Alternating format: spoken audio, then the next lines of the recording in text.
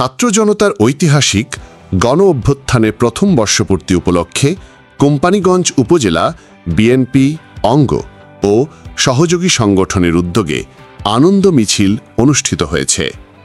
Basurhat bus stand থেকে মিছিল শুরু হয়ে বাজারের প্রধান সড়ক প্রদক্ষিণ করে 0 পয়েন্ট গিয়ে শেষ হয়।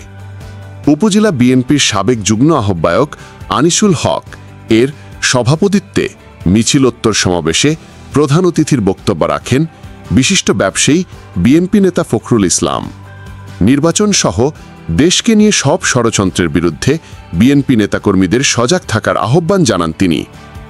ফখরুল ইসলাম বলেন, বিএনপির ভারপ্রাপ্ত চেয়ারম্যান তারেক রহমান দেশ গঠনে যে 31 দফা দাবি দিয়েছেন সেটা শহর গ্রামের প্রতিটি মানুষের মাঝে ছড়িয়ে দিতে হবে। জনগণকে বুঝাতে হবে তাদের ভাগ্য উন্নয়নে বিএনপির বিকল্প নেই। এ সময় স্থানীয় বিএনপির বিভিন্ন পর্যায়ের নেতারা উপস্থিত ছিলেন। 24 বাংলাদেশ নিউজ ডেস্ক।